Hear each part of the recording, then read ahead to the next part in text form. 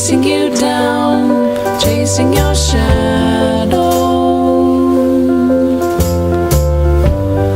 listening for signs, listening for echoes,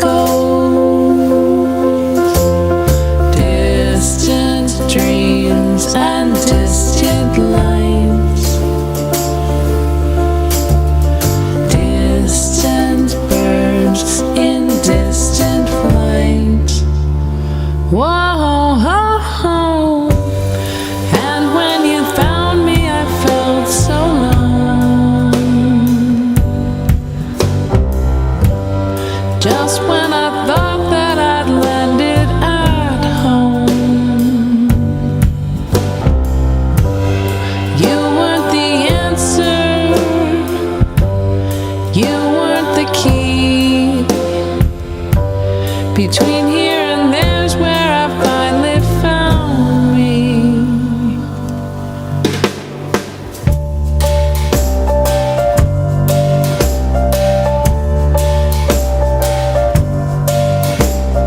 Watch what you wish for, it might come true. Things that you want are looking for you. There's no safety net, there's no rescue.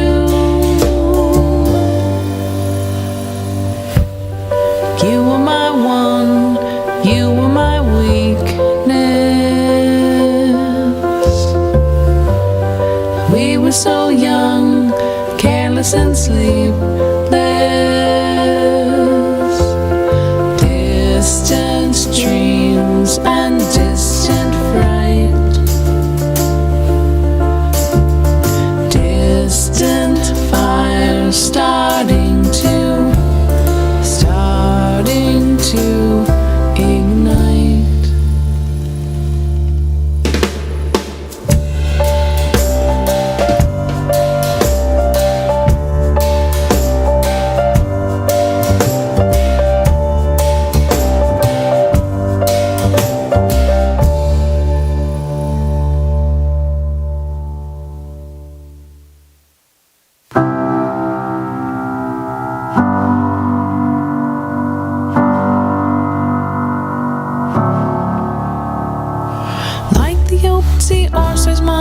Change occurs so unpredictably. Small catastrophes and vitalities of a family, but your fault, your fault, your fault, your fault changed it all. Was ignorology or psychology? Your technology failed invisibly. You were dancing so free and wildly when your small body tumbled. Your fault, your fault, your fault, your fault changed it all. Washed away too suddenly. There's no guarantee.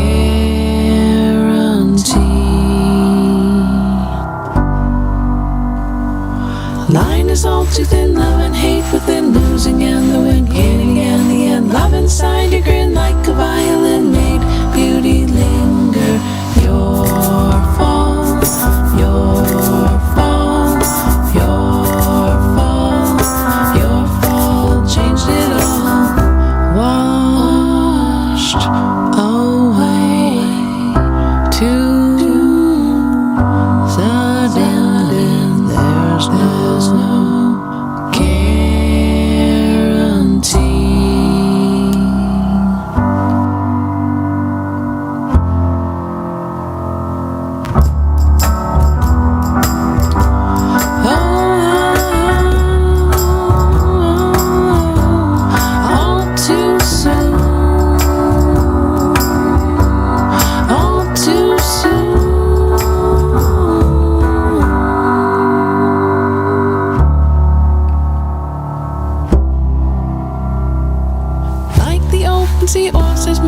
change occurs in ways we don't foresee. Small catastrophes and vitalities of a family, but your fault, your fault, your fault, your fault changed it all.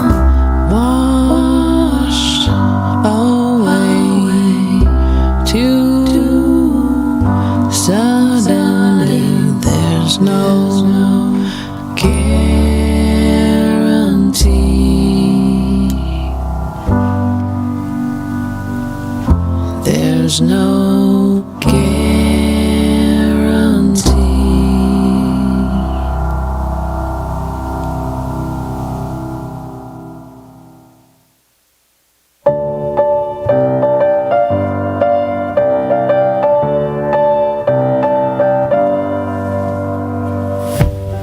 You were a thought, you were a thumbnail.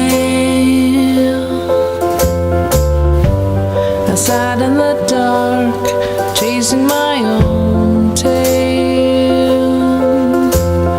Distant views and distant sounds,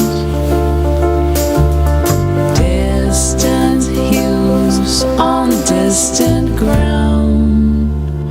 Whoa, chasing you down, chasing your shadow, listening for signs, listening for echoes, distant dreams and distant lights,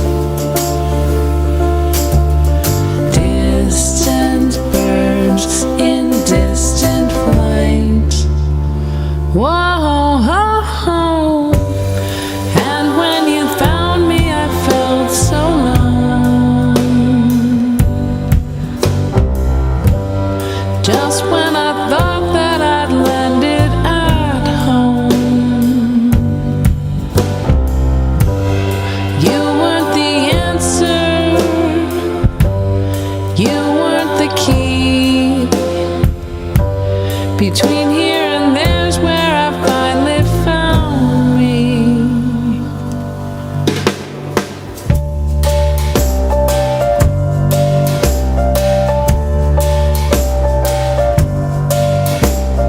Watch what you wish for, it might come true. Things that you want are looking for you. There's no safety net, there's no rescue. You were my one, you were my weakness. We were so young, careless and sleepless. Distant dreams and distant fright, distant fires starting to ignite.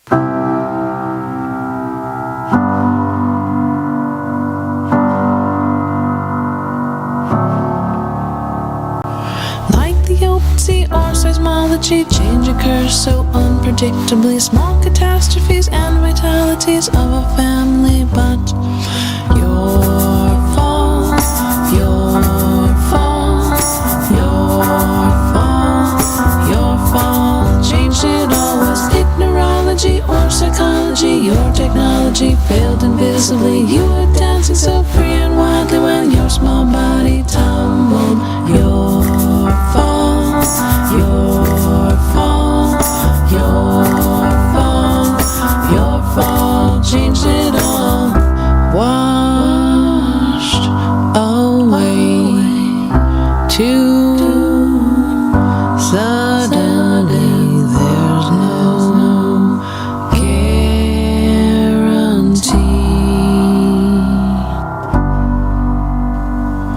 Line is all too thin, love and hate within, losing and the win, gaining and the end. Love inside your grin like a violin made beauty linger.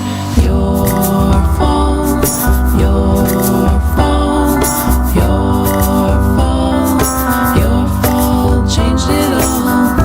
Washed away too sudden. There's no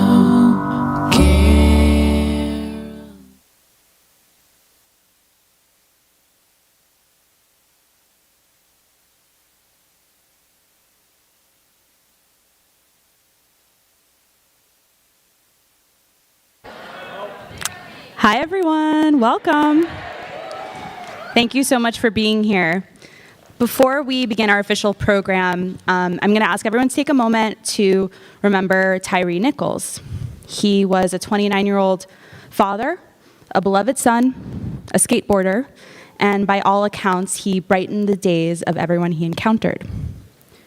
Tyree was murdered by police this week, and Congresswoman Ocasio-Cortez, who's someone I look to in times like these, said, "Charges are not justice. Change is justice." So that's one of the messages behind our film tonight. And we know that change is not only necessary, but it's possible. And I think by virtue of the fact that there are over 500 of you here tonight, you all know that change is not only necessary, but possible.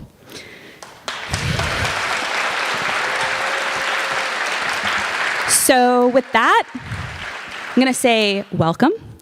This is kind of a grand theater, but in spite of that, I'm going to invite you to get really comfortable and pretend you're in a living room. Try to feel like you're at home. I don't know who has, gold balconies in their home, but you can imagine. And grab some concessions from the concession stands and relax. For those tuning in via live stream, hello, thank you for watching. I just want to point out a few accessibility things. There is a single-use bathroom in the salon, which is all the way in the back on the right, and there are stalled restrooms downstairs on the left. If you need to go to the bathroom, get up and go. We're cool here. If anyone needs captions for the talking portion of our program, the film is captioned, but while we're speaking, if you need captions or would like captions, please visit youtube.com/@NorthamptonTV, and there are signs in the lobby if you need. And you can add subtitles, and you can watch the talking portion of the program with captions. So, thank you.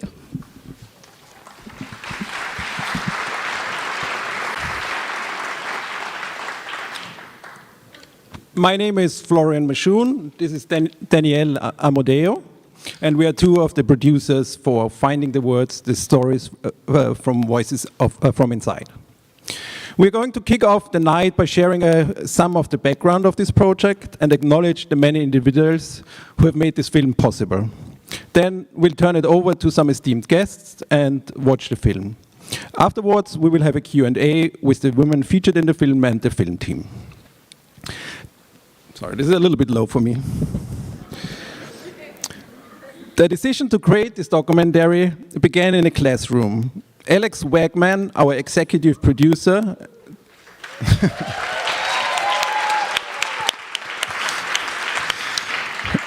director and the true leader of this project, is a professor of English at Holyoke Community College. She first experienced the powerful performances of the women you'll meet tonight. Alex, also a filmmaker, saw firsthand the great impact these women had on their audiences. So she set out to document the stories they were telling and the profound impact they had on their communities. No, it's good. It's good. I got my toes.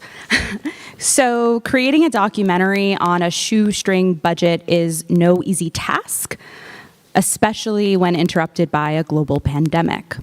And we are here today because of the determination, kindness, trust, and help of so many people. So buckle up, we're doing thank yous.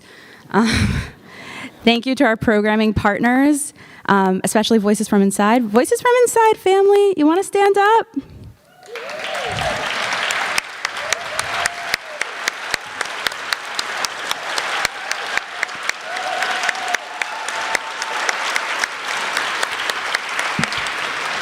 We'd especially like to thank Executive Director Millicent Jackson, the VFI Board, thank you, the VFI Board, and Gretchen Kroll, who really supported the making of this film during her tenure as Director of VFI.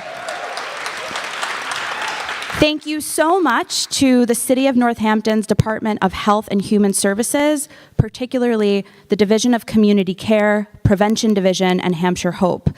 We'd like to acknowledge Michelle Ferry, Meredith O'Leary, and a huge, huge thank you to Kiko Malin, Taylor McAndrew and Sean Donovan. Kiko and Taylor are here. Sean's coming later. Thank you all so much for this sponsorship.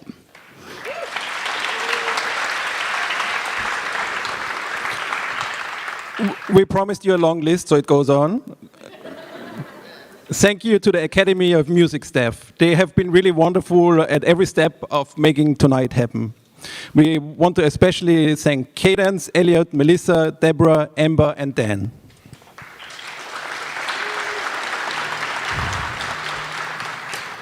We also have two wonderful photographers today, document the evening, Jim and Alexis. Thank you.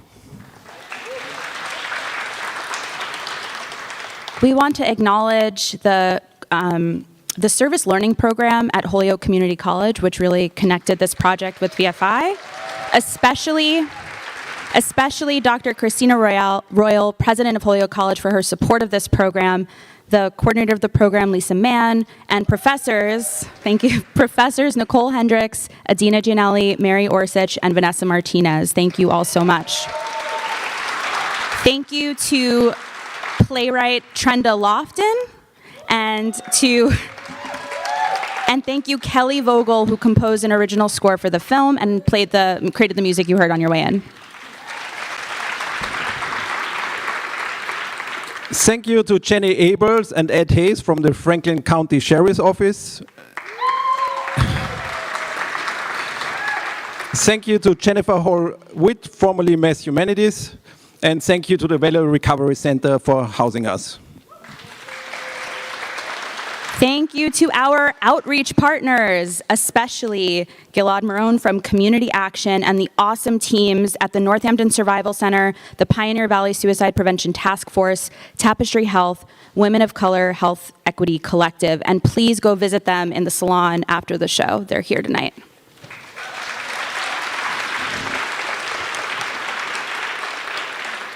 Thank you to our sponsors in arts and culture, beginning with Northampton Open Media, with Al and Dave, who make the live stream possible tonight.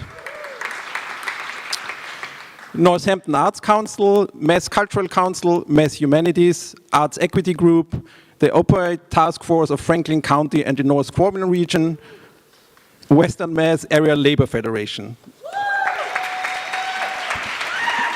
And thank you to our local business sponsors, 5 College Realtors, Greenfield Savings Bank, Bridget Goggins of Coldwell Banker, Holly Young of Dalep Real Estate, Taylor Rental, Cohen & Company, Aspect 6 Architectural Photography, Essalon, Florence Pie Bar, Holyoke Hummus, and Noodles Northampton.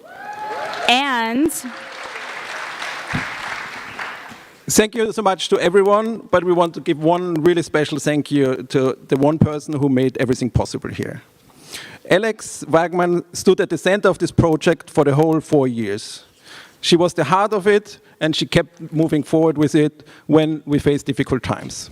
She brought so many people together, overcame countless obstacles, and never gave up. Alex approached this project with kindness and care, and in the process of creating this film, actually did so much more. Alex, thank you for starting this, and thank you for making it all happen.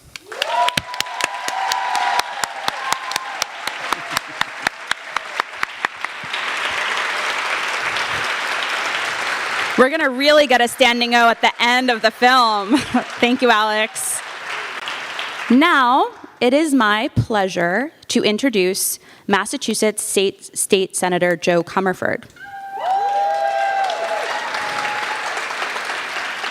Joe actually once worked as an activist with Justice Works, which is one of the sister organizations of VFI and shares the same founders. Oh, I forgot to name. We've got the 2 original founders of VFI here with us tonight. This is my other script. We got to give it up for them as well.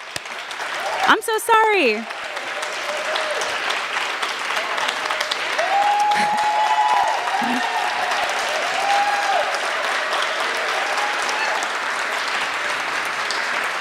So they worked together in Brooklyn at Justice Works, and both, I guess, made their way to our little valley.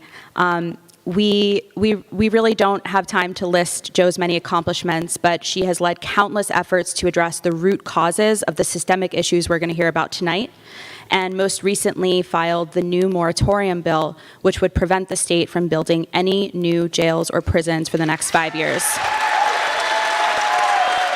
So let's give it up for Joe. Thank you.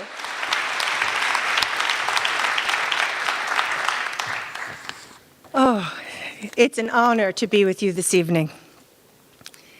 I am deeply grateful to Alex, to Danielle, to Florian, and all who created and produced this beautiful film. I'm also grateful to the legion of sponsors and supporters that Florian and Danielle beautifully named. As Danielle said, before coming to Massachusetts, I worked for Brooklyn-based Justice Works Community on a national campaign. It was called Mothers in Prison, Children in Crisis, dedicated to making sure that people across the nation, including here in the Commonwealth, understood the impact of mass incarceration on women and their families. Voices from Inside is the daughter of that work, and Carolyn Benson, who stood up downstage right, or downstage left, is one of the founders of Justice Works and came here and with Sarah Weinberger helped found and lead and grow Voices from Inside. Decades ago, we understood the root causes of incarceration: poverty, trauma, mental health stressors, addiction, racism, misogyny. Understood the promise of alternatives to incarceration, investing in good jobs, childcare, public transportation, education, affordable health care, and more. We've long known the brutality and harm of mass incarceration. Research has long shown us the kind of actions we can take to truly address the root causes of incarceration. Actions that are not only morally clear and just, but also deeply effective and fiscally sound. And yet we, as a nation and as a Commonwealth, will not own the generational trauma and will not let go of the generational trauma that locking up women and their daughters has caused. We will not own it, and we will not allow it to transform yet. For overwhelmingly nonviolent, overwhelmingly economic-related and drug-related actions, that is why we have locked up in mass numbers women and their daughters. A new women's prison is being proposed in Massachusetts. There's also talk of a new youth facility. That's why I filed a bill with Rep. China Tyler to put a moratorium on any new prison and jail construction in the Commonwealth, a moratorium. And we're doing this work in partnership with Families for Justice's Healing and the National Council of Incarcerated Women and Girls and a number of other organizations. We can't keep building new prisons instead of investing in communities disproportionately affected by incarceration, communities of color, poor communities. The tens of millions of dollars proposed for those new prisons should come home to the people deeply affected by mass incarceration. This bill passed both chambers, the House and the Senate, last session, but was vetoed by Governor Baker. And so we are back at it again. Now, I'm inspired beyond words by the women you'll hear from tonight, women who courageously tell us their stories, give us the gift of their insight and experience, a deep gift, and call us to action.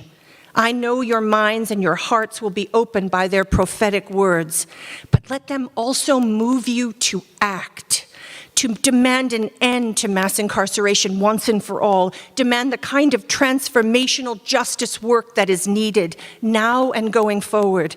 We don't need any more prisons.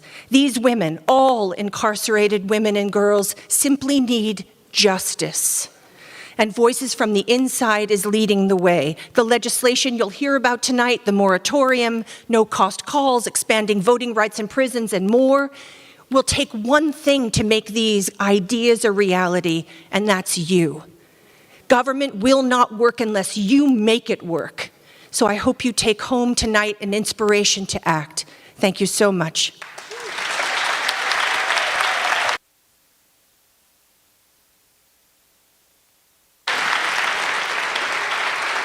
We are so lucky to have Jo as our state senator. She's doing this advocacy for us every day. Thank you. Now, I have the honor of introducing two of the stars of the film that you're going to watch tonight, Jacqueline Velez Vazquez and Sonia Mendez. I'm going to share just a few of their many accomplishments. Jackie has over 13 years of advocacy and organizing experience, and she is devoted to making her community a better place. She worked for the Women in Prison Project of the Correctional Association of New York and was a radio co-host on the Criminal Justice and Prison Report.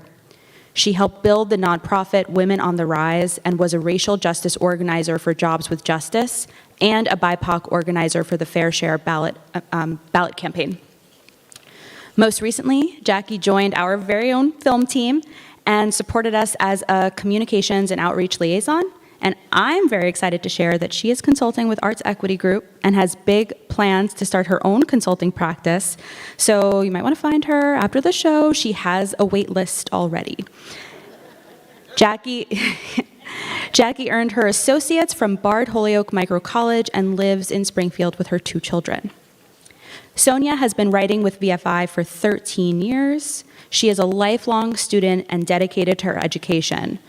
These are a few of the many places that she has graduated from: the Covenant House at Greater New Life Christian Center, the Women's Fund of Western Massachusetts Leadership Institute for Political and Public Impact, Choice Recovery Coaching Academy, Holyoke Community College with an Associate's in Liberal Arts and a Certificate in Human Services. She's currently working towards her bachelor's at Westfield State University, and I heard rumors that she might be thinking about law school so that she can help Joe out with some of those bills, some of those laws. Sonia is also a writer, and she's currently looking for a Hibaro illustrator. She has 2 children and lives in Hampshire County. Let's welcome Jackie and Sonia.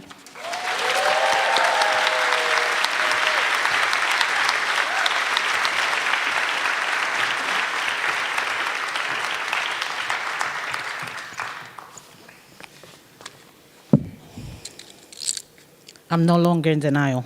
I'll wear my glasses. Hello, everyone. Thank you for being here with us tonight. I'm Jacqueline. Hi, I'm Sonia. Both of us are featured in the film you're about to see, and we're so excited to be here with you tonight. This evening marks 4 years of hard work and dedication, and we're grateful to all of you for coming out. Finding the Words, the story of Voices from Inside, is a documentary about the joy, creativity, and resilience of women in Western Massachusetts. This movie will bring you inside writing sessions and performances that take place at the Greenfield County Jail and in our communities. Voices from Inside, which we also refer to as VFI for short, is a community organization that holds writing workshops for incarcerated and formerly incarcerated women and women in recovery throughout the region. Our experiences writing with VFI have changed our lives. We'd like to acknowledge that this film was made throughout Western Massachusetts in the homelands of the Pecumtuck, Norwottuck, Nunatak, Wabanaki, Agawam, Nipmuc, Quabog, Sokoke, and Abenaki people. These native people and their descendants are still living here. We acknowledge and respect them tonight.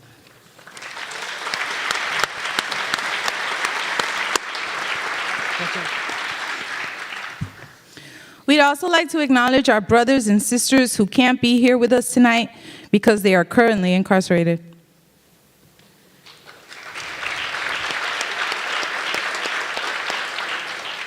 We acknowledge the daily struggles of those who are currently behind the wall and in various stages of recovery. We are standing up for you, we're thinking of you, and holding you in our hearts tonight.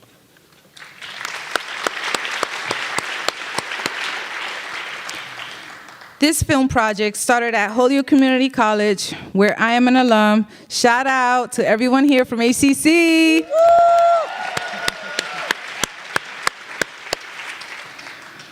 VFI has had many performances and class collaborations at HCC over the years, and we hope this film will be an educational resource for years to come. You know, Sonia, I heard that several professors are already screening it in their classes this semester. What? That's dope. Super dope. You know, I want to be honest with you. We get very real with you in this film and share experiences about incarceration, drug use, sexual violence, mental health, and other trauma. We want you to take care of yourselves while watching, so if you need to step out, visit the bathroom, grab some water, please do so. We ain't gonna press pause, though. We hope that you will watch with open minds and open hearts. Finding the Words aims to change how people think about incarceration and addiction. We hope watching this film will help us all work together to remove barriers that will help women get their lives back. Thank you. And enjoy the show.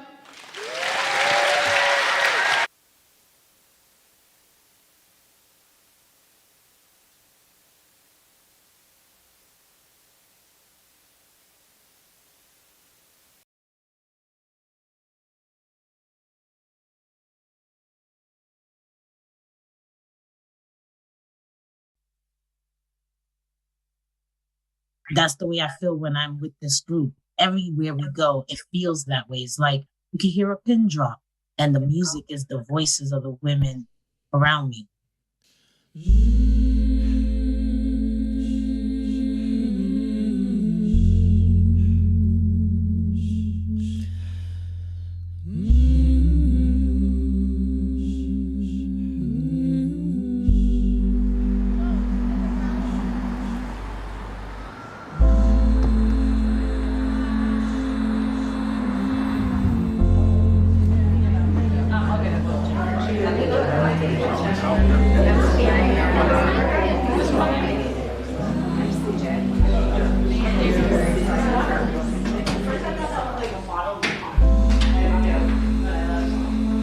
So you're doing Voices from the Inside, which is the writing program, and you're doing the awesome show tonight. How are you feeling about it? I'm a little nervous.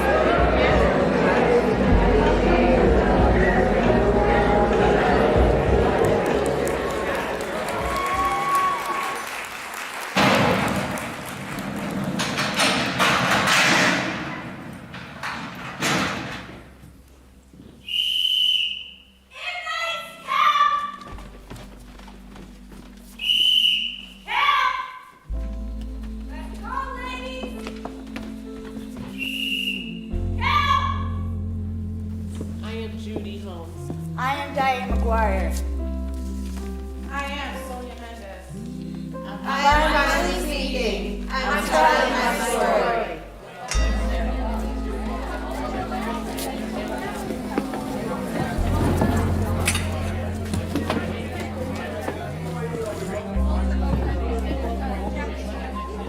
Turn around, inmate! I said turn around! Let's move! Belly. Wiggle your ears! Lips. Turn now, inmate! Ears!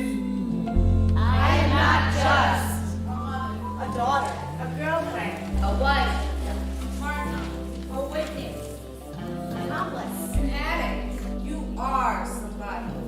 You matter. I am here. I am somebody. I matter.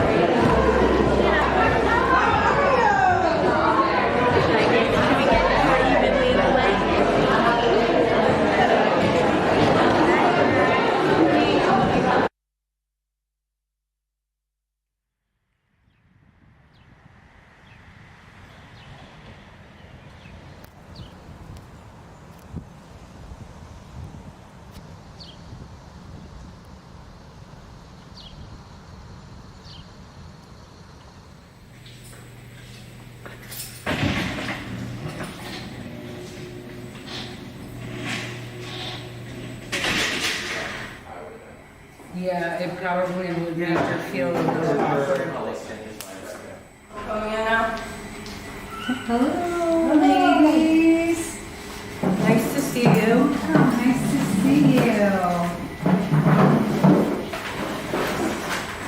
great to see our faces like in real life. person, not on a screen.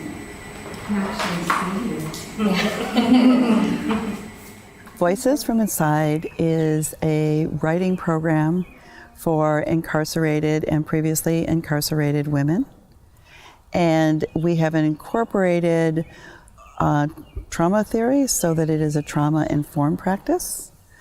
So we conduct these workshops in various sites in both Hampden and Franklin counties. Great. If you find yourself not relating to the prompt and maybe there's not really anything that comes to mind that you want to write, sometimes you can look on there and pick something out, okay? BFI is amazing. It's been like my saving grace, that thing that I needed for me, that outlet that I needed for me. I never really was part of a group of women that chose to do something that was for no pay, for no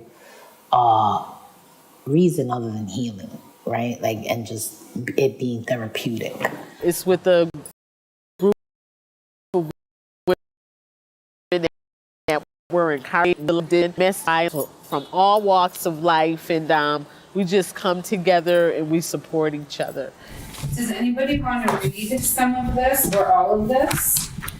Or would you like me to read it? I'll read some of it. Okay. Summer solstice takes place on Sunday, June 20th, 2012. Oh, sorry. It's supposed to say 2021. I'm like, why am you reading? Okay. The very first time I went into the jail, I was pretty scared, but I wasn't like feeling like I was scared of being in the room with the women. I have a traumatic experience with police officers, and so yeah, it was scary for me. You know, I've been doing these groups for quite a while, and I know that from my own personal experience, that sometimes I'm super surprised. Like a prompt will be given, and I'll be like, I don't even know where this came from. I didn't even know that was something I was thinking of. The rate of women incarcerated in the United States has risen by about 700% between 1980 and 2019. And those are largely driven by some of the factors around, increased drug sentencing. And so we see high levels of serious mental illness and a significant gap when it comes to access to treatment. We'd go into this environment and it was very cold and it was very sterile. And when we went to let the security personnel know that we were about to start the workshop, the women were often referred to as numbers. Well, we got to get, and so, but once we got into that room and once we started to write, there was this beautiful calm that would come over everybody. And it gave all of us a chance to appreciate poetry, to appreciate beautiful writing in an ugly place. We will write for 15 minutes. We'll aim for 15 minutes. And then we'll take a few extra minutes to finish up. The whole idea behind the method is that writing is for everyone, and everyone is a writer. And it's a program that makes that accessible to anyone. We'll give a prompt, and people can write on that prompt or write whatever comes to their mind, whatever they might need to write for the day. Then we maintain a quiet space, so you maintain that for 15 minutes, and then we open it up for reading the work to each other. All right. Who would like to read first? I'll read first. I went to one of the sessions and I was the class clown. So I was messing with all the facilitators and the writing, and I thought, this is corny. But then I started writing. I took it more seriously. I started listening to everybody else's poetry, and I was like, wow, this is really good. My perfect summer day is at a water hole, a peaceful nobody knows place. There's a rope swing on a twisted up tree. You can tell it's been there for some time. My boys love this place. We can even run wild in the field. The grass is taller than me. Sky getting dark, lightning bugs fill the trees, boys getting tired. So that's my peace, my perfect summer day. Yeah. I love that. Yeah, what'd you like about it? I wrote down peaceful, nobody knows place. That was like, stood out to me the most. And then it's very clear the parameters of how to give feedback. The feedback is very specific. The feedback needs to be positive feedback. I like the part where you talk about the grass is taller than even you. Like that just paints like a perfect picture of the field. No one gives negative feedback. So it kind of inspires you, it pushes you to write more, thus releasing more, which becomes healing over time. Criticism and the judgment is taken away, and the pieces are shared just as art. And so nothing that anyone shares, even in a case like I might write something that is obviously autobiographical, the writing is still always treated as fiction. You know, it gives them permission to tell their story when they're good and ready, and you tell as much as what you feel comfortable telling. And you know, before I share, I let this is what I say, you know. I'm comfortable, so I say this much. You talk, and you know, and you speak as whatever it is that you feel comfortable sharing. Well, but when I entered jail, I was very judgmental. I was like, oh, never me, you know, I'm never going to jail, you know. And then when I got there, like, it was like, I met the most amazing people I've ever met before. And then when I hear their stories, like, you know, this is the reason why, you know, this is what lead people to jail. This is, you know, some people go through really traumatic experiences. I was writing about my perfect summer day though, and I don't really know if it came out to be like that. So, a cool 75 degrees, the sun is shining, yet there's a breeze. I stop and hear a small voice calling for me. Mommy, come climb this tree. Playgrounds, water balloons, and friends all around, which make up most of my favorite sounds. Smells in the air of barbecues and beer, hard to forget, danger awaits for me there. Start to drift into a daze until I can see my son's beautiful face, reminding me that summer's coming again, and this time we won't have to pretend. Laughter and joy, even tears fill the air, because Mommy will again soon be there. To watch the stars, make s'mores and have fun, and be able to tuck you in. I don't know, I'm crying so much. Tuck you in when we're done. I look forward to all of these beautiful things once these doors open and my soul can again sing. Thank you so much, Steph. Yeah, it was supposed to be funny. I don't know why I cried the whole time. Well, it was beautiful. It's beautiful. Real. And, you know, it's natural to feel that way, for sure. Give them a picture, you know, give them the chirping bird over here. And, you know, and someone is going to write about some beautiful memory, and someone's going to write about some trauma where that bird was in the background when the traumatic thing was going to happen. We encourage them, we just say, whatever comes up is the right thing to write about. I love the Mommy come climb the tree with me. That was my favorite. Like, just like, you know those little voices when they ask that, like it sounds like you can hear it in your voice, just in your head.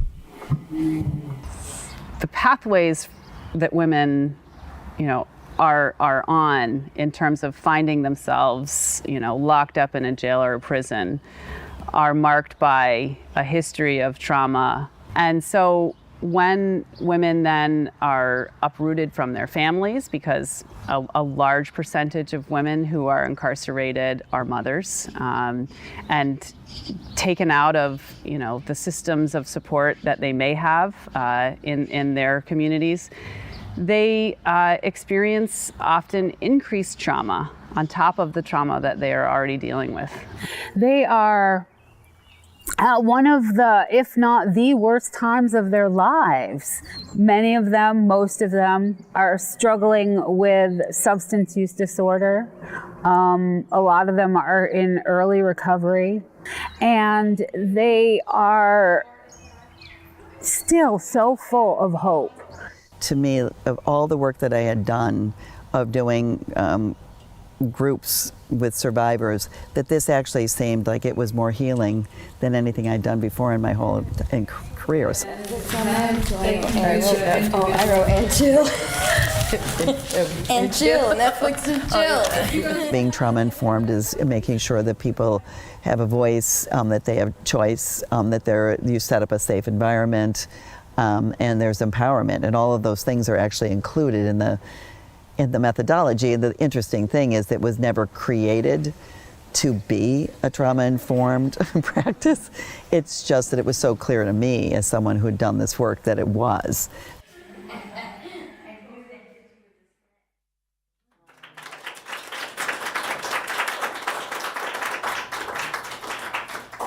Good evening, everyone. My name's Judy. Hi, Judy. I noticed that there was a flyer on the wall that said VFI, and I'm like, well, aren't they just in jail? Like, what are they doing here? And so now we have women who are actually out in the community who could read to other people. So that was kind of the next logical step. They came to my class and they were talking about how they write poetry and how they read it and they were incarcerated, and I started crying in class. And I was like, oh my God, I gotta join that group. Like, that's for me. That's for me. Infatuation means being carried away by an unreasoned passion towards another. That's my calling. Hail to the strugglers. Often, the message from, sometimes the correctional administrators is, you should distance yourself from other people who have been incarcerated. They may be a bad influence. And in my experience, I've witnessed the opposite, that women often need to have that connection, because there is this shared lived experience and a validation, maybe. 1, 2, 3. And then the beauty of it was, once there became a core group of people who felt that way, they just took any newcomer under their wing. And if they wanted to, they became part of the tribe. I loved to watch them tend the gardens. Although the labor was sometimes intensive, this became a respite from abusive words and fists of the man in my home, my stepfather. I saw that there was another way to be in the world. This gift from women whose names I no longer recall has sustained me. I feel happy today. The air is warm, and when I left my home today, I touched the earth to feel the sweet aroma of hope. I saw that there was another way to be in this world. Can you read the second half of that line again, or just read that whole line again? At first, I didn't know if I could be in Voices from Inside because I've never been incarcerated. And then someone said, oh no, it's for any woman in recovery. It's always hard. It's always been hard for me to feel like I could be accepted amongst women, but they welcomed me like a sister. I just felt like part of something, and something big. Part of the dilemma with trauma is people feel very isolated and alone, that it's only happened to them.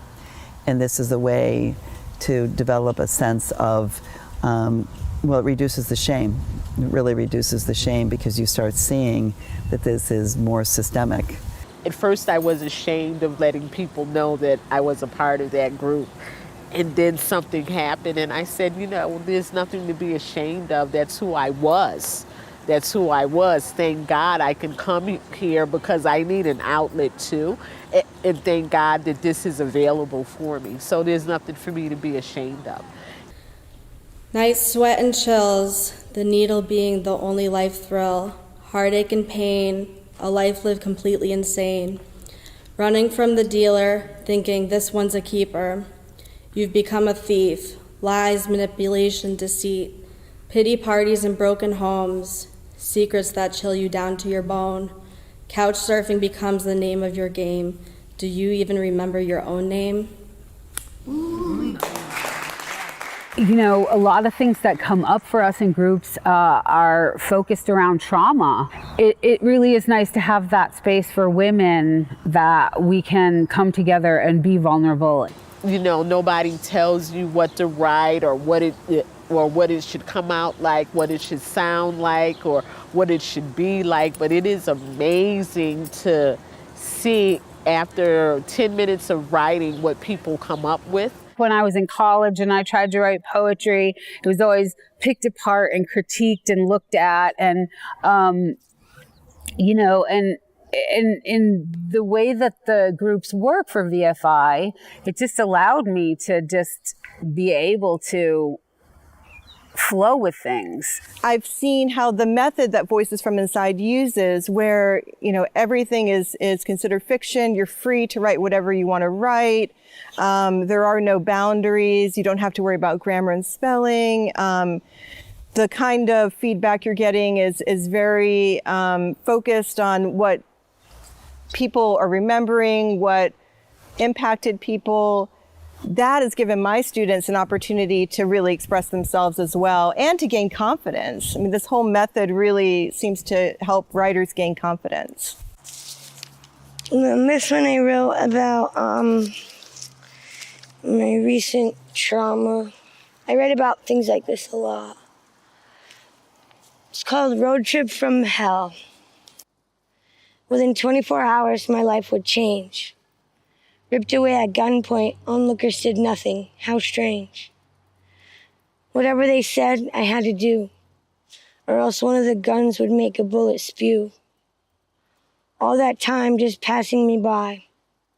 Got my ass whooped if any of them saw me cry. Starved, beaten, and pregnant, I was ready to just be done. I wanted to call it quits, but then they would have won. Stopped trying to escape. Rounder, my belly grew in shape. Convinced the rape baby wasn't real. I gave birth wondering how with all this shit I could even deal. Not long after the shock left, the sadness set in. A smaller version of my rapist. Why did he win? And those are the two I wrote, not last night, but the night before. It does elicit those memories. But one of the things that is interesting is when people do it in writing and they read it and you don't say, oh my gosh, I'm so sorry that happened to you, because they close off immediately because they want it to be out here. So many of these memories are embedded, and when you write, you put distance between yourself. The writing helps you to look at it out here and have a different perspective on it. You hear me talking in a microphone? Yeah. In the headphones? Yeah. Cool.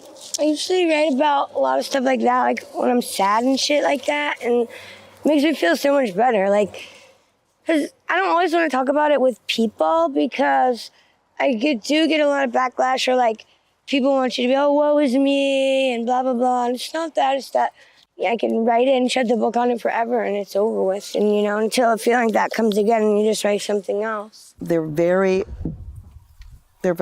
honest. They're very open. And they will talk about things that, as a society, we're told not to talk about. The things that I've shared and I share and I talk about, you know, I've written stuff about like being molested. I've written stuff about being raped, and that's not a conversation. Be like, hey, you know, and a lot of people, some people, you know, are embarrassed that it happened to them. You know, people feel guilty, but that shame and guilt is not yours. I opened up those pills, put them down inside my hand, hoping to wake up inside the promised land. They put me in a nut house, I guess I might as well. That's where my journey started 2 years ago today. I'm sober because those people had come to save the day. You know, we all know that we were locked up at some point in our life for some crazy reason or another. And it's no shame in it, no shame because, you know, you happen to be out here on these streets and you sold your body to get high. What's different about methodologies like VFI is it's about the sort of personal journey of reflection and looking internally without judgment, without the requirement to make some sort of public statement of your accountability.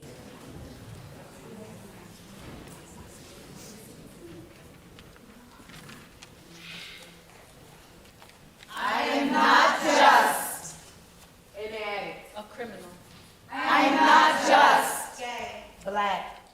One of the greatest honors that I have as being a part of Voices from Inside is to read our work in front of all different kinds of audiences. We've read before sheriffs and judges, different colleges, at different recovery centers, doing a reading in a big auditorium with college kids that are all going into the world with the heart and the mind to change the world for the better. It means a lot, and it does seem to open their eyes to something they didn't know was true. As the flashlights lit a glow on her, and the blue lights reflected on the window outside, she sighed and lifted her hands. That experience was different for them and really challenging and also wonderful. In the end, they felt extremely proud. So I'm like, oh man, I got to rap. So I had to learn how to rap, and it was a really good experience. It was like an adrenaline for me. You know, just being part of creating a play, being an actress. I thought I was cute. It was good. We did want people to be able to see sort of what were the themes, what were the threads that were going through the work rather than individual pieces. Turn around. Rally. Wiggle your ears. Lift. Turn. I said lift boobs. Ears. I'm able to share what's inside. People are listening. Some people don't even have anybody to listen to them. You know, and some things they can't even share with their therapist. And we take advantage of the audience when you want to listen to us. We take advantage of that opportunity, you know? Even if it's out of 100 people, if there's 100 people and if it's just one person that gets something out of what I say, that's good enough for me. You know what I'm saying? No one is better than anyone else. We're just women that have made wrong choices. And getting caught doesn't mean that we are nothing. A lot of you know, many of us have been mentally, physically, emotionally abused. It's not an excuse, but it's a reality. We are all, or most of us, messed up. The whole carceral system, whether it's jails or prisons, are largely invisible to most Americans.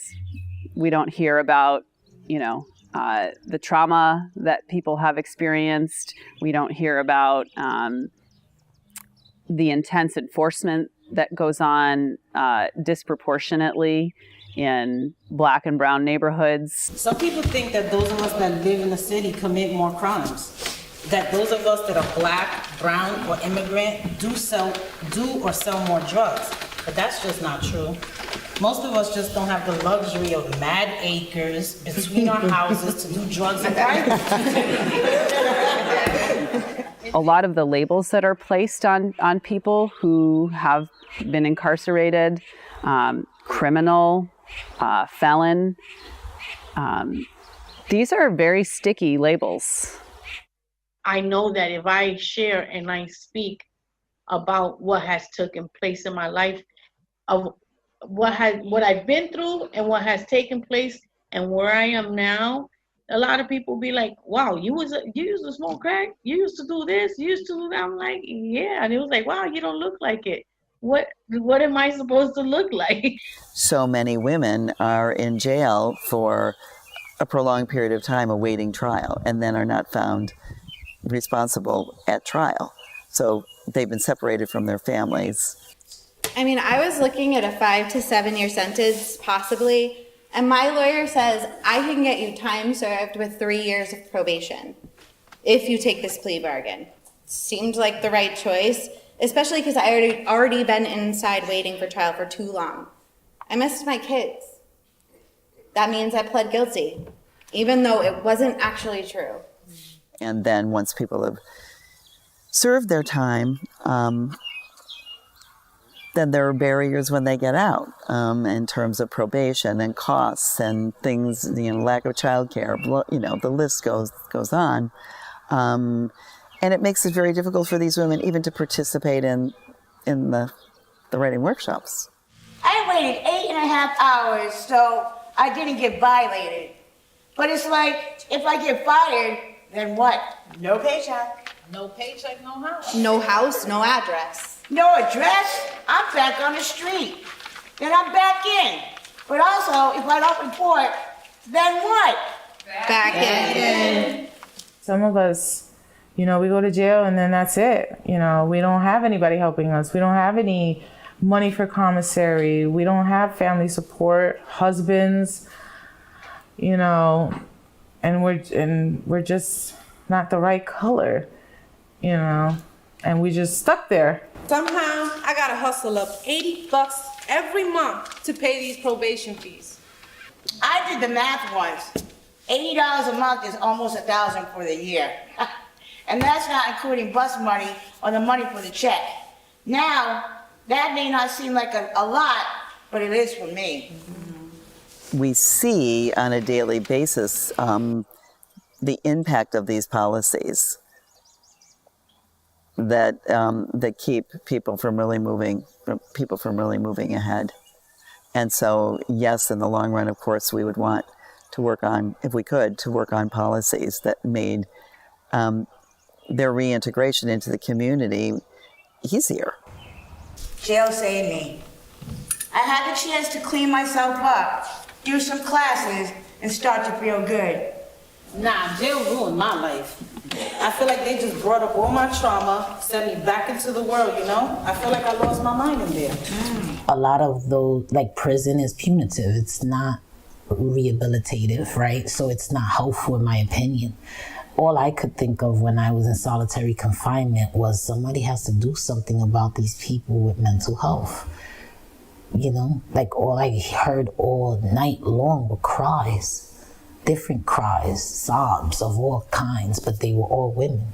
And I knew that I was abused, and I knew that's what drove me eventually to prison. So I knew that was part of the reason they were there. I thought, that we were just making bad choices, right? No, we were making bad choices because of the conditions we were under. The shotgun sound of the metal bolt door at 8:30 a.m. I dressed. 3 minutes. I'm off the road to the shower, 10 minutes. My eyes lined with coal black eyeliner and mascara, 7 minutes.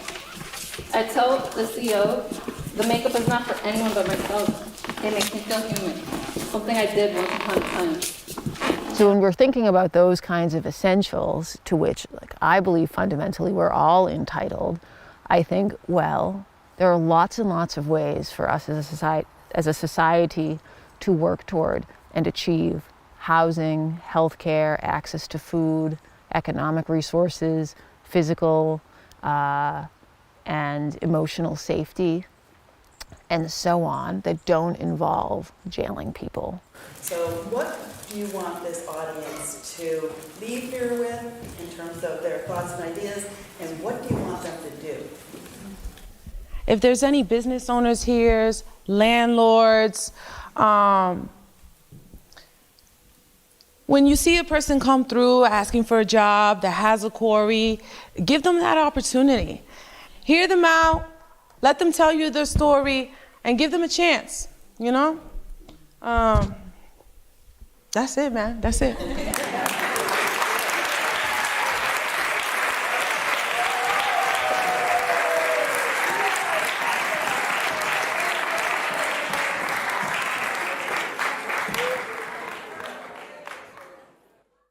Admit.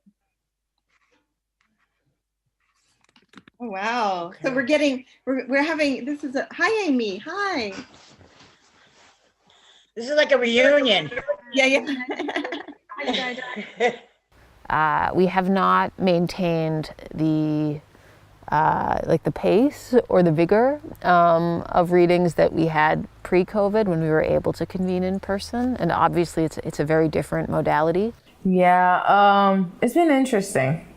Some people lose signal while they're reading, but it's a small group now.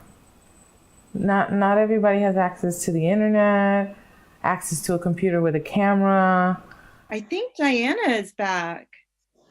She was having some tech challenge. Diana, are you with us? Oh, I think it's a sound thing.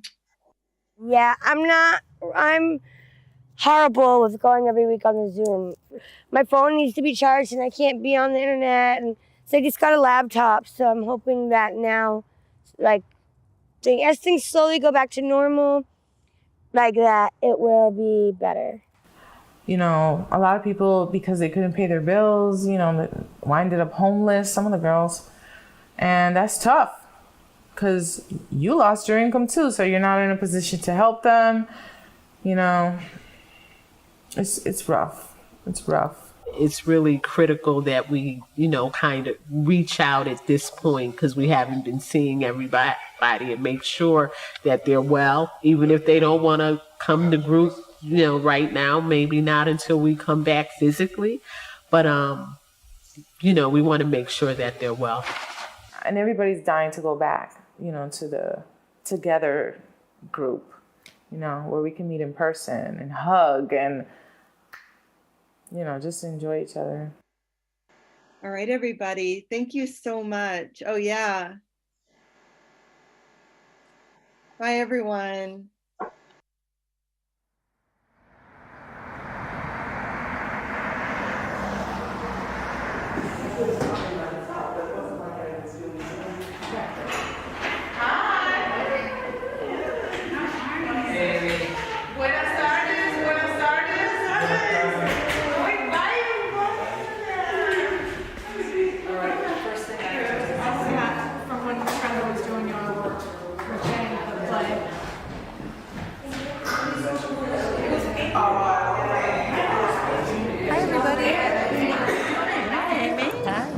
It's great to see you guys. Oh my gosh, look at you guys. I feel like, yeah, it's been crazy the last couple of years. And I love seeing some new faces. Programs such as VFI should be supported more because those are life-changing.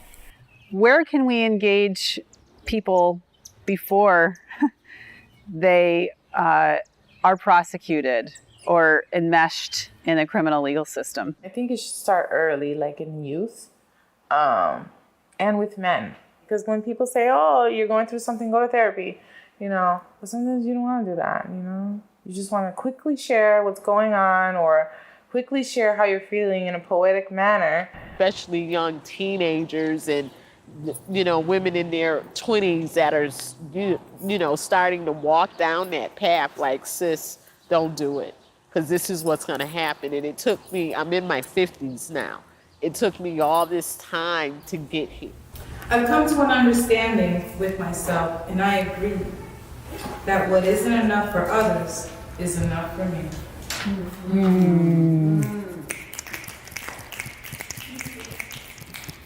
I actually forget the strength in this room. I was just about to lose my sanity. And I came here and it just balances me out. Does that make sense? I'm not the only one that feels this pain or this hurt or this stuff from everyday life and work and being a mom. I'm about to cry. I can't. You have tissue? If we have a program like VFI that's, led by women who've been impacted by the criminal legal system, those folks are experts in their field, and they can be part of a comprehensive, broad community response. Thanks for being here. That's great. State and local governments and the federal government need to support these kinds of programs because they are effective, and they are coming from the community that's impacted. They're not being imposed on folks in a way that may not meet the needs, especially of women.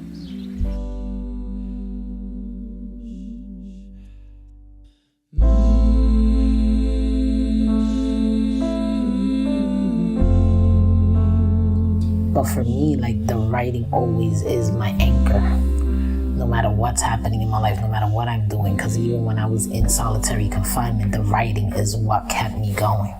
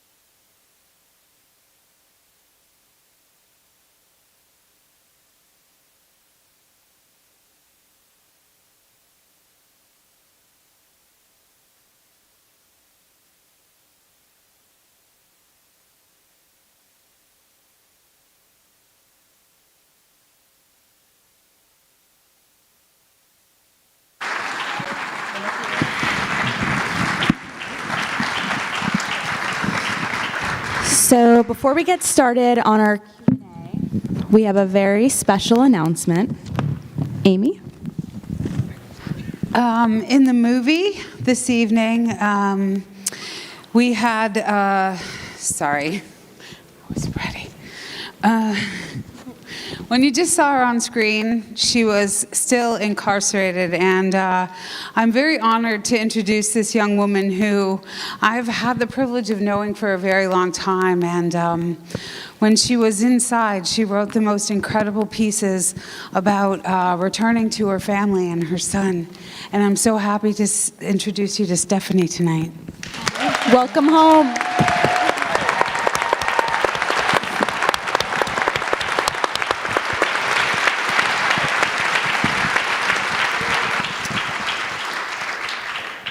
So that was a lot. Thank you all for being so vulnerable with us in the film and by being here tonight. To get started, I think we're going to ask Sonia what it was like to watch your story on screen.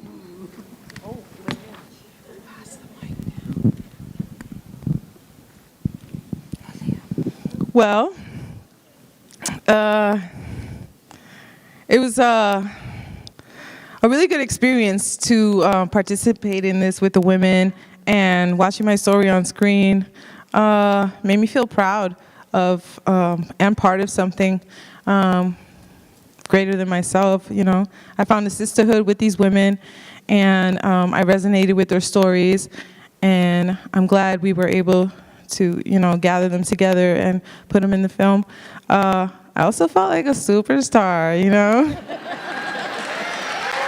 You are a superstar, baby. That's right. She's our class clown. Yeah, the clown. But it was a great experience, and I really enjoyed it, and I really thank the film team for putting this together. Thank you. Sonia. So this film is what we call a participatory documentary. Alex, can you tell us all what that means and explain why that particular style of filmmaking was important? Sure. Hi, everyone. Well, I thought I was going to be crying at this point, but everyone was laughing in the front row, so it was pretty fun to watch. I came to know VFI through my work at HCC, where I teach English, and I'm the documentarian for the Service Learning Program. And the Service Learning Program was founded by Lisa Mann. Yes. And she is in the film and here tonight, and she started bringing VFI to HCC over 10 years ago. After seeing so many performances and class collaborations, I was inspired to try to bring this to more audiences. And beyond that, as an educator, I was thrilled at the idea that writing can change lives, poetry can change lives. That was awesome to me, and I love their methodology. And actually, Jenny Abels is here tonight. She was the one who first suggested that I apply for a grant with Mass Humanities. So thank you, Jenny. I also want to give a special thanks to Gretchen Kroll, because I got to know her through all those visits, and I really relied on her support. So from the beginning, it was essential to all of us to have this be an inclusive process. So we looked to the women of VFI as collaborators and consultants, starting with the grant writing, and then up until, yesterday. So I think it's going to be hard not to meet with all of them in the future. We need another project. But those were our intentions, to be trauma-informed and sensitive. But I think it's more valuable and meaningful to hear directly from the women themselves. So, Amie? Thanks, Alex.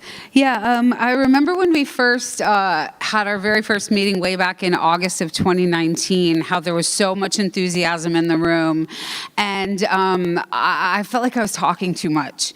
And so I said, oh, geez, I'm so sorry that I'm talking so much. And I was told that as a participant, I was one of the most important voices in the room. And, you know, I wasn't used to hearing that. And so that was a pretty incredible feeling. I remember leaving there feeling like I was walking on cloud 9, you know. And then when COVID hit, there was so much uncertainty. And I, for one, didn't really know what was going to happen with the film. So when Alex contacted me mid-2020 and asked me to get in touch with some of the women, I was absolutely thrilled that it was still on track because, you know, VFI had become such an important part of my life.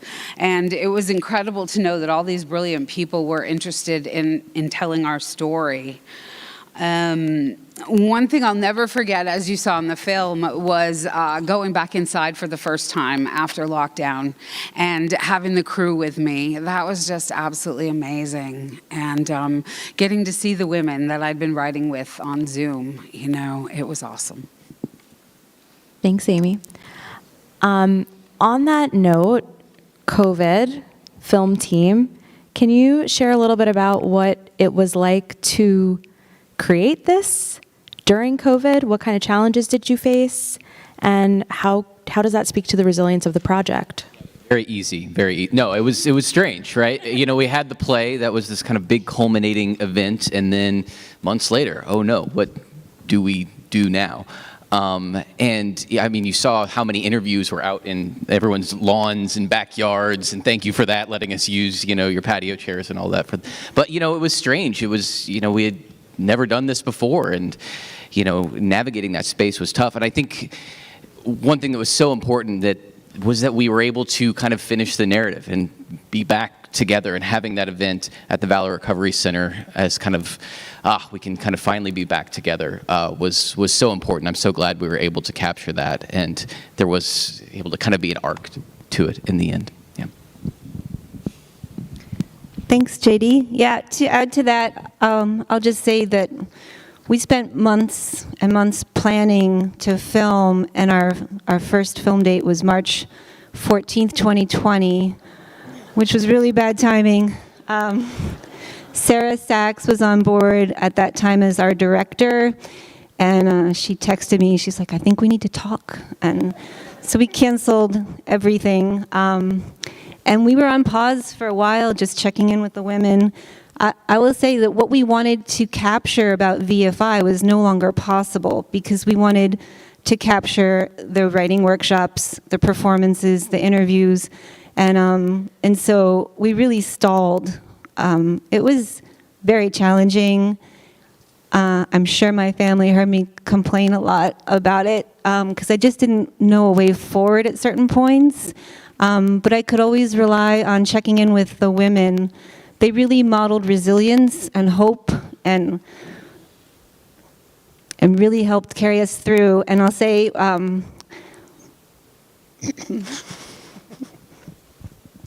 when things were really at a standstill, Andrea Marchand came in with a lot of fresh energy.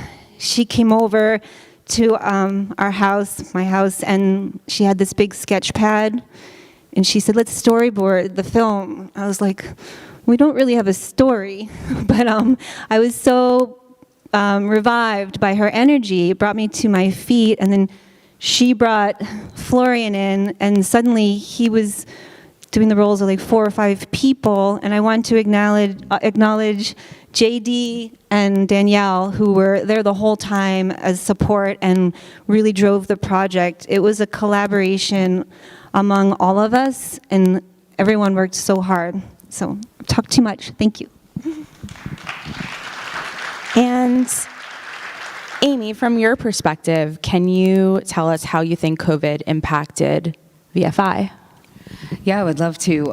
As was mentioned in the film, it was really difficult to keep us all writing during COVID. You know, there were all these tech challenges. Women were dealing with their kids home from school, homeschooling, and some of them were actually in school themselves and adjusting to online learning. There were, you know, misconnections and dropped connections and everything else. And when we first started out, we just had a couple of Facebook group pages, and we would write by putting the prompt as a Facebook post on the group page, and then each of us would comment underneath with our written pieces, and then we would reply under that to give feedback, right? And that was how we muddled along for a time. And then Zoom came to be a thing, and we were really excited to be able to see one another again and talk to one another again. But again, that, you know, had its challenges. So I do feel that, you know, as the pandemic went on and we continued to start to feel a little more disconnected from one another, that the film really was the pivotal thing that held us together. And, you know it wasn't easy to make this happen against all the odds. So I just can't thank you all enough for your dedication to this project and to make it happen and to be able to tell this story. Thank you. Thank you. So we heard about how COVID made this a really tough process. There was disparate footage from years and years of shooting in many different locations and scenarios. JD, can you tell us how you thought about storytelling for this project and what the editing process was like? I think it came together with Amie and Stephanie's that trip to the jail.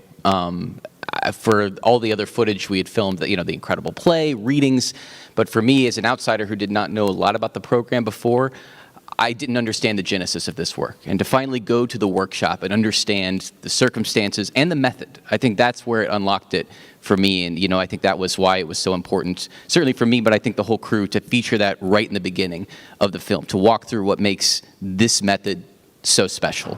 The positive feedback, the 15 minutes, the fact that these incredible pieces come out in that time was something I just didn't understand until, again, being in that environment.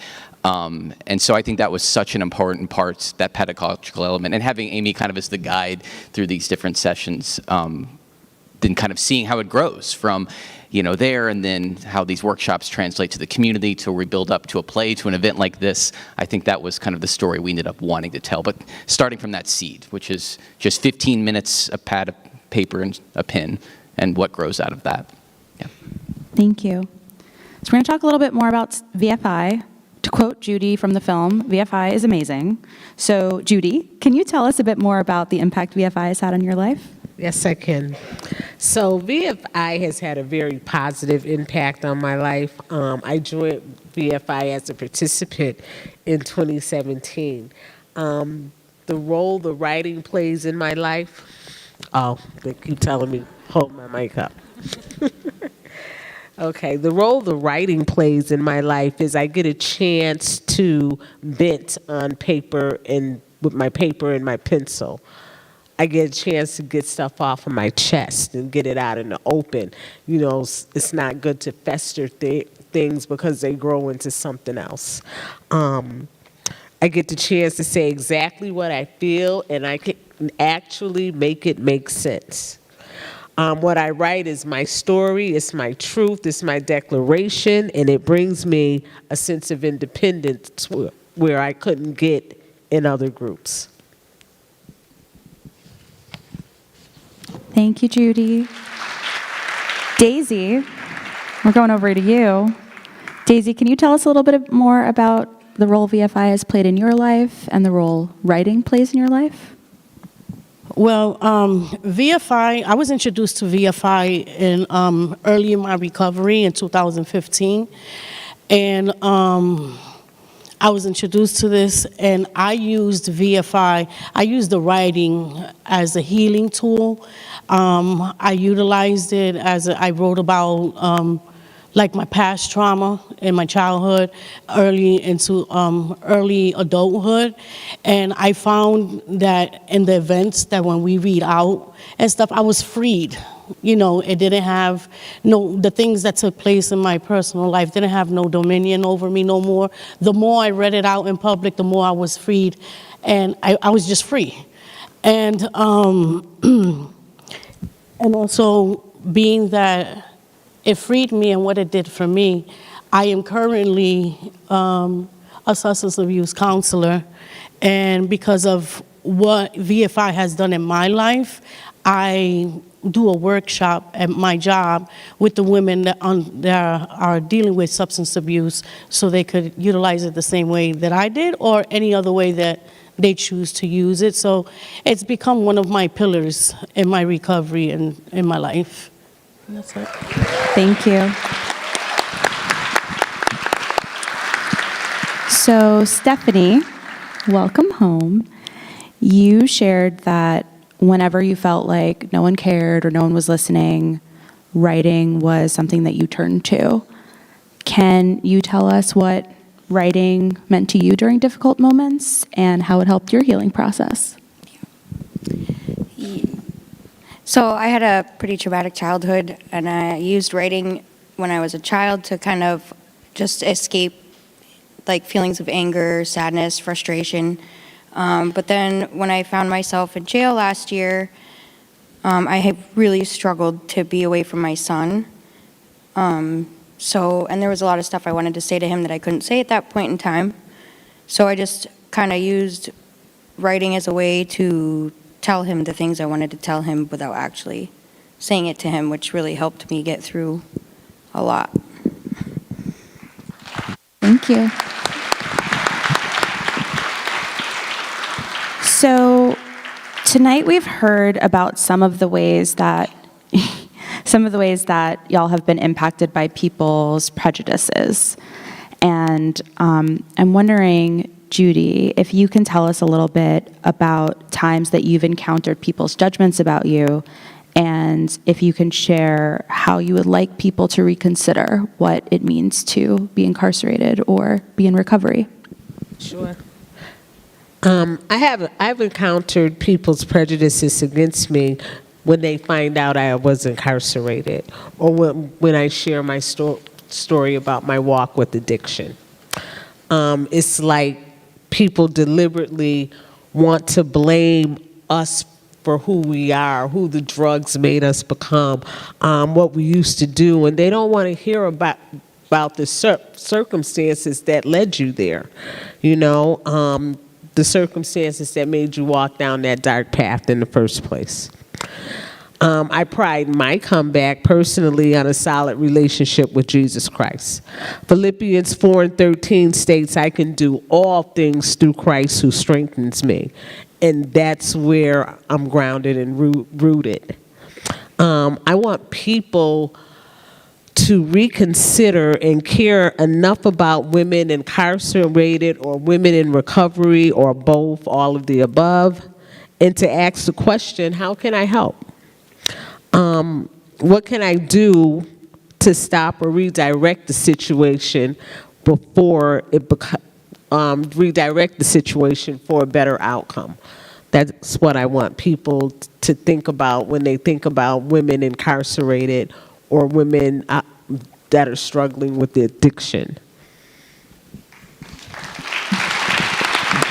So, Sonia, in the film, you so boldly do a mic drop. You have a wonderful moment in the play where you tell the audience that if anyone is renting apartments or houses or hiring, ignore the Corey, give people a chance. Can you tell us about some times where you've experienced people's prejudices and how you overcame that? Tell us the time. All right. I got many. Let me see. So obviously when you're incarcerated, there's stigma to that, and when you come out, you're going to encounter some resistance, and it gets really difficult when you really want to do good, when you really made up your mind to do good, and you go out there and you seek out to do good. So you try to get a job and you're denied. You try to get an apartment and you're denied. You try to get visitation with your children and you're denied. So for me, you know, the biggest prejudice that I had was with myself. Like, do I want to do this? Can I do this, right? So I had to really fight for it. And, you know, some people welcomed me and gave me opportunities without, you know, bashing an eye. But then there was other times where, you know, you really had to make an effort. And that's okay, because I'm fighting for me, you know? So, but it's really hard. It's really hard when there are prejudices, but you can overcome them. And anybody who's listening and those are incarcerated, you can do this. I'm with you. Thank you. So we as a team and everyone on this stage talks a lot about the limitations of statistics and how statistics don't actually help us tell the story accurately. We talk about failed language and terms that don't work for us. So Florian, can you tell us a little bit about the title of the film, how that came to be, and how we dealt with statistics in the film? When you try to tell a story like we tried today, it's really important, or it was really important for us to find the right approach to tell it in a caring way. And we often struggled, like there's so much going on, and you have to form this and shape it and put it together. We had quite endless conversations even about the title. And when we found finding the words and this expressing this struggle, we thought it fits with so many levels of what we want to try to tell. On the first level, the struggle of the women to write about their stories, to write about their life, and to communicate about it.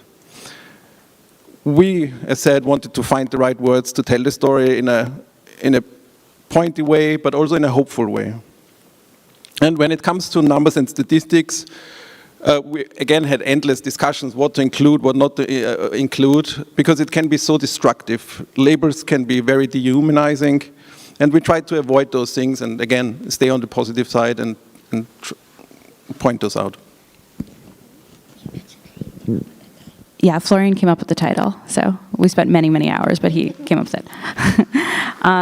Nicole, can you tell us a little bit about where the data falls short?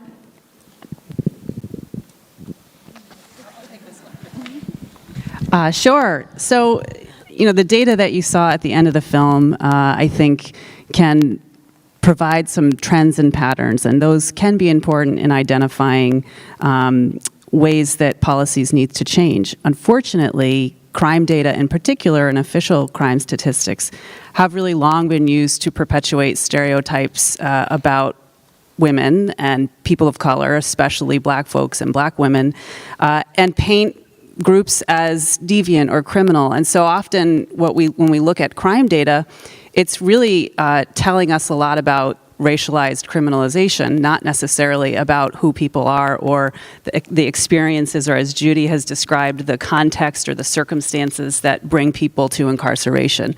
And so, you know, looking at the data on the surface, often the general public uses those statistics as more justification for further punitive policies, for greater criminalization, and it really obscures the reality that many women, black women, brown women, are victims of violence. And there is, you know, if you read the work of Beth Ritchie, who I encourage you to read, she talks about the violence matrix.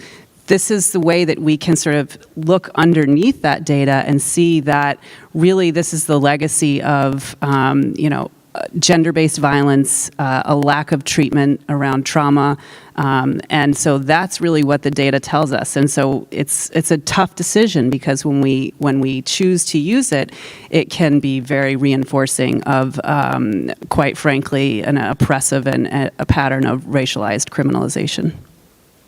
Getting into systems, and Jackie, I'm wondering if you might be able to share with us some of your experiences with the systemic issues that led to the root causes that many people encounter that bring them towards incarceration and addiction. Well, I think one of the main drivers that led me to prison was the public school system, right? I think we need not to just disrupt it, we need to dismantle it. As a teen, I got in trouble and I didn't have access to any programs or services or support systems whatsoever.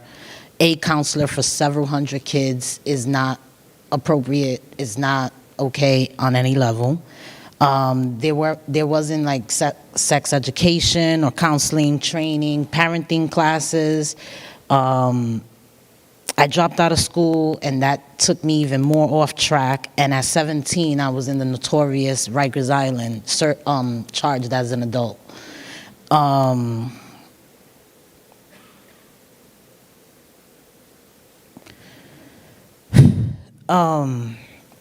Addiction and partner violence, domestic violence, are drivers for women, and it leads women to prisons. I think programs such as VFI, BARD, Gandara, Hispanic Resources Institute, organizations that I've encountered here in Massachusetts do a good job, but more work has to be done in the whole reentry sector, but also in the area of preventative before people go to these prisons and jails.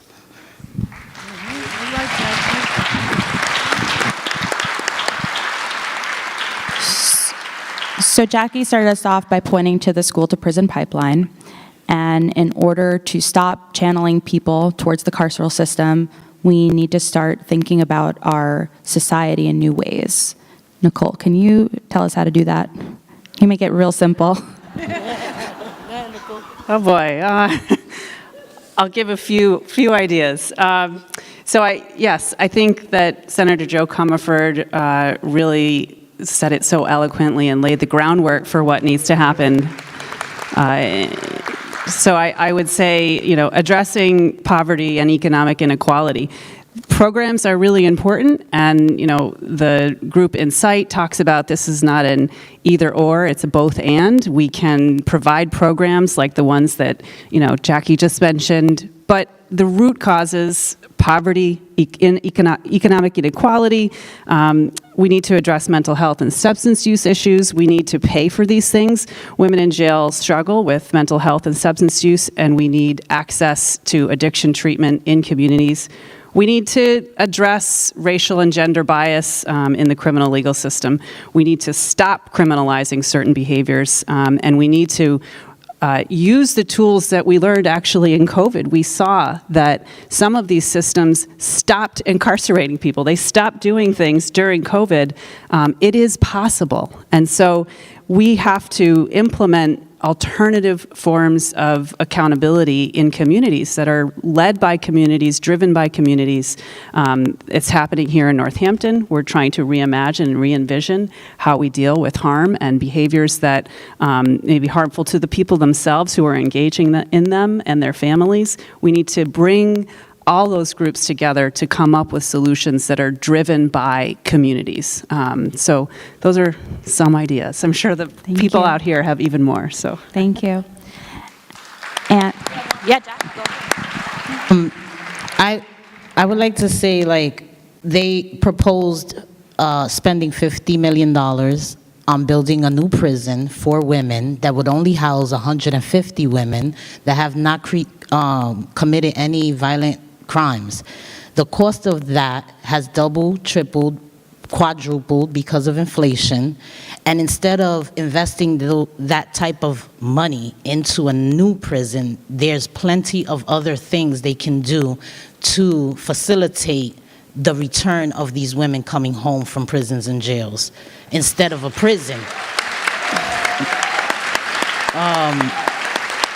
There's a lot of pieces of legislation to support. I feel like after we worked on the criminal justice omnibus bill that passed in 2018, which was great progress, but not enough. We need to support other pieces of legislation, but that's just the beginning. We just need to, like Professor Hendricks said, reimagine the whole thing. It just needs, or every system needs to be dismantled and need to be reimagined. Other countries have done it, we can do it too.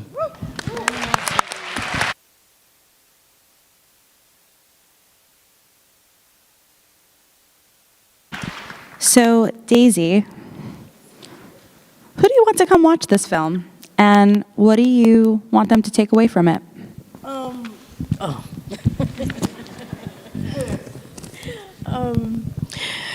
What I want people to get out of this, well, I want anybody to see it, but what I would want people to get out of this film is to see us for who we are, which we are people. See, understand us through seeing, through our pain, our healing, and watch the positive outcomes through each story. And there is life after addiction and incarceration.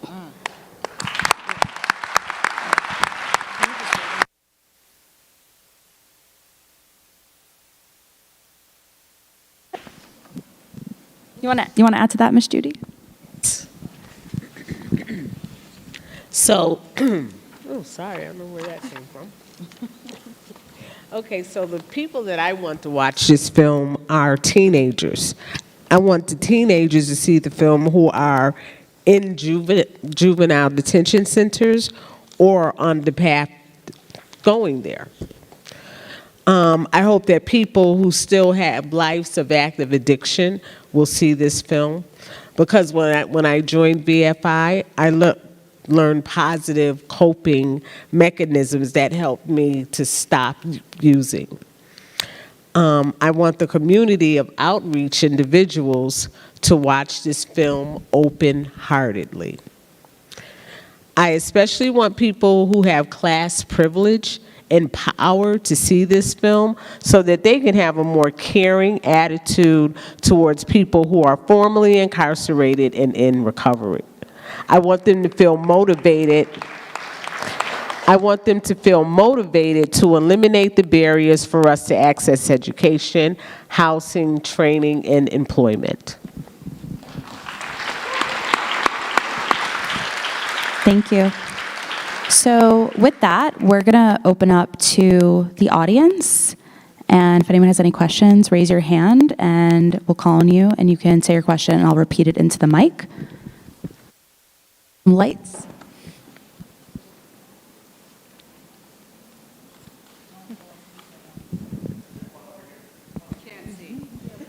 Yeah, can we have a little bit more light on the audience?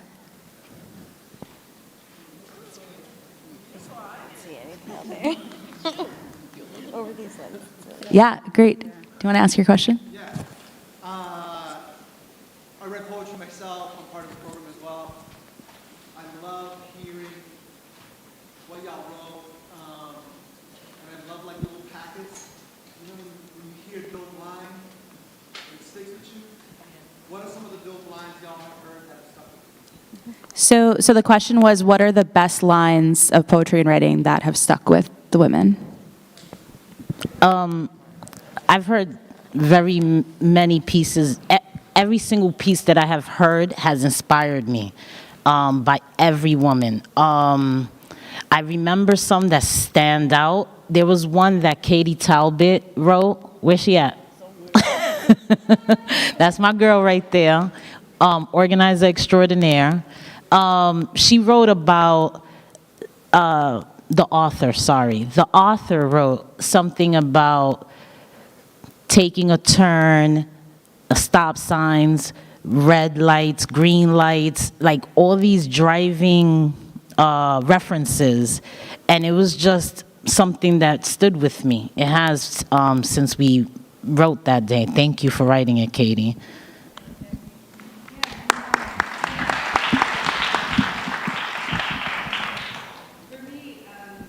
No,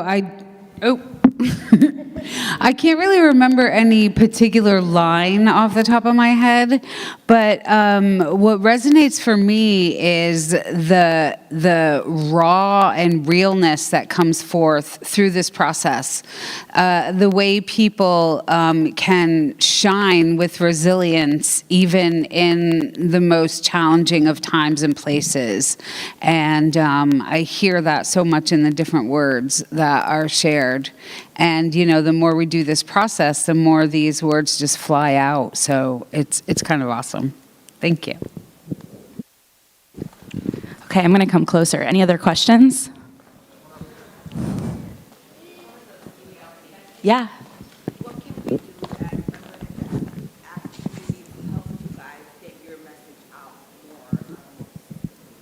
The question is, what can the audience do to help get this message out on a more consistent basis? Jackie? I'll say, like, you have to call legislators, right? Like, in terms of advocating for pieces of legislation that will benefit people that are reentering society, as well that it will also benefit people that are currently incarcerated. As far as voices from inside, we need volunteers to help us go into the prisons, to give these workshops. And it doesn't take a lot to get trained to do that. Join our board and, you know, help us grow in that way. I think VFI is a small but mighty organization, and it could be so much more with, you know, everyone's, you know, helping and assisting and donating. And if anyone wants to do any of that, we will, you know, gladly speak with you and let you know what to do to make that happen. I would encourage you to visit the salon, that little room in the back on the right when we wrap up here, because the executive director of VFI is going to be there, as well as a number of awesome community organizations that provide wraparound services, do advocacy work. And Joe Comerford asked us to share that you should all go read the laws, and you can find them at malegislator.gov/bills, and there are QR codes in the front if you want to scan and actually go read those laws. So thank you. Anyone want to say anything else? Sonia? I want to give a shout out to my daughter, Miranda, and my son, Raul. I want to give a shout out to Greater New Life Christian Center. I want to give a shout out to Westfield State University. I want to give a shout out to Holyoke Community College. I want to give a shout out to those who are incarcerated. You can do this. I love you. Come join us. And who else I want to give a shout out to? To everybody who gave me a chance, to everybody who supports people who are coming into society. Yeah. And oh, thank you for the film team too. Thanks.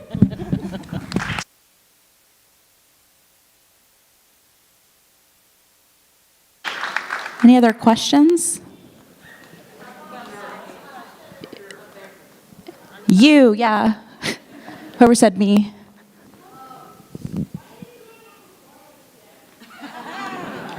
When are you doing a performance again, VFI ladies? I don't know, but we are getting requests, Emmett. Love you. I think it was like April or something.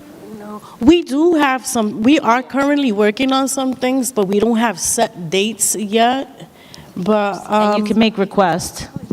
Yeah. So, like Danielle said, the executive director. If you go at the end of this, she'll be over there, and she could give you more information on that. Her name is Millicent.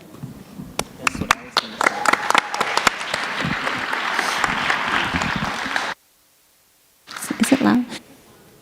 Well, there will be a performance at HCC this spring, right, Lisa and Adina?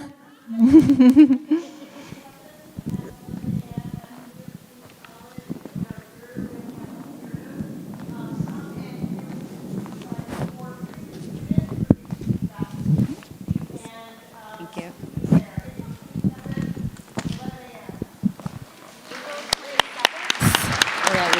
April 27th at 11 a.m. at HCC, and I'm sure that'll be online.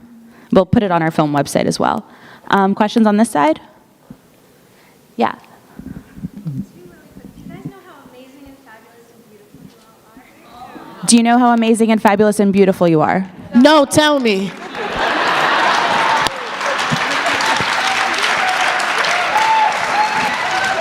Thank you. We don't get tired of hearing it, though. Thank you.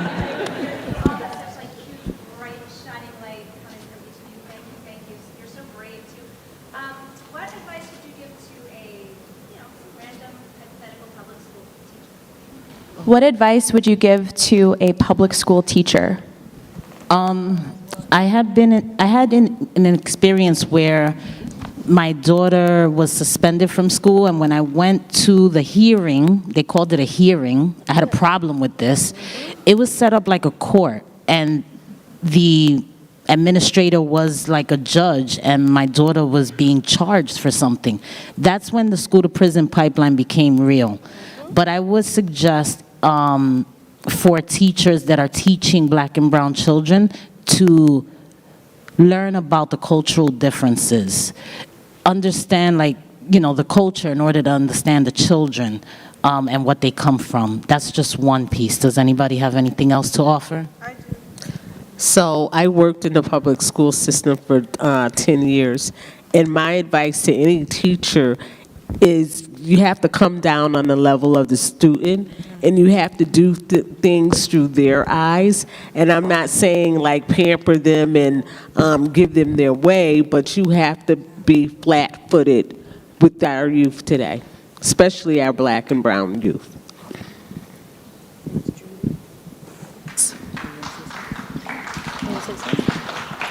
Yeah, I'm gonna say something.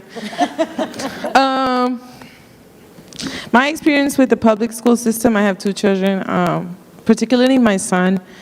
He's on the spectrum, and he was placed in an alternative school where basically the children are like disciplined a lot. Harshly, yeah, when all he really needed was like a special classroom, an IEP, some extra support. He experienced a lot there. Maybe I'm sharing too much, but there was a lot of like restraining. My boy would come home, you know, with bruises and stuff, and you know, he was getting angry. So he was lashing out. I think that's one of the things that has to change. I don't know, maybe. I don't know why I'm talking about this, but that's one of the things that have to change, because it drives the kids to the school to prison pipeline, because those alternative schools, and they're putting them all together, and then they're constantly, you know, restrained and stuff like that. And Desk got nailed down. yeah, and it's just, it's crazy. I don't know.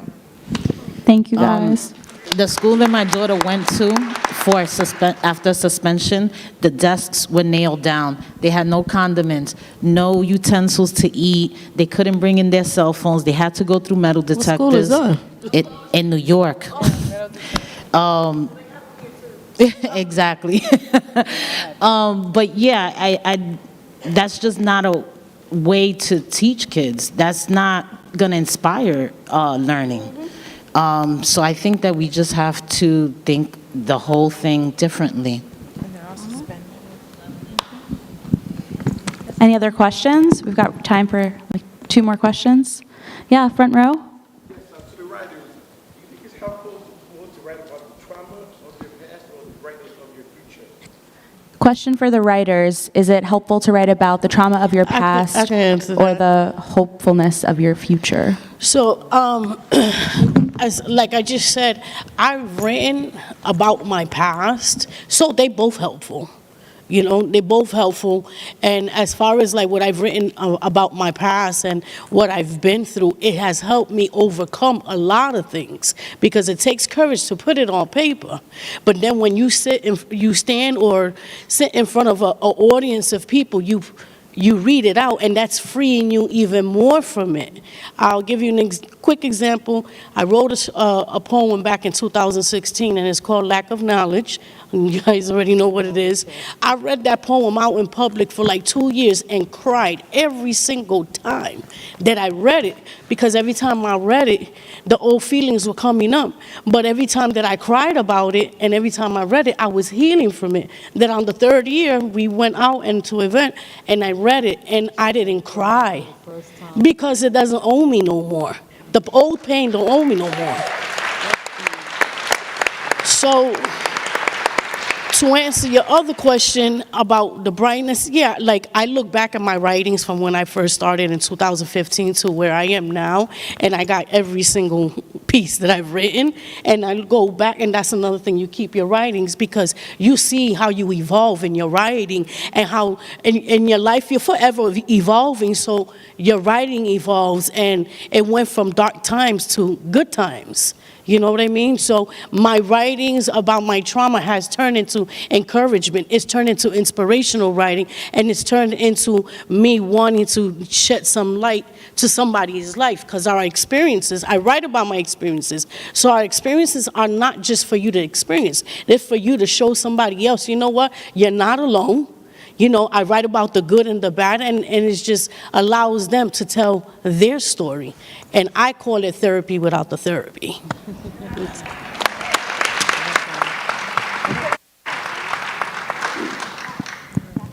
Go for it. I just want to thank you all so much for all the work and labor it takes to do a project like this, and also to be present with us in this way this evening. I've got one question that's on my mind. What's next for this project? What's next for the film? What's next for the project? What's next for the film? Producers? Well, we are living in the moment. We are enjoying tonight. Thank you for experiencing this together with us today. It's currently live streamed, so this is the video from today will stay on the website, so it's publicly available. We already were invited for a screening in the Franklin County Sheriff's Office and also in the Care Center in Holyoke. And it has been quite a journey, so we are kind of at this excitement point, and we have a few more ideas. We need a little bit of rest after this, and then we hope to keep this onwards. And oh yeah, one thing to mention, it's already in the curriculum of a few professors at HCC, so you will see it there. Thank you so much. And we also worked with the awesome folks on this stage to create an interpretive guide. So the film will be available for folks to screen in their classrooms, in community settings, and they can use this guide so that these women's voices continue to shape the narrative even after the runtime of the film is over. So that'll be available to folks as well. One last question? Is anyone eager to have another question? Yeah.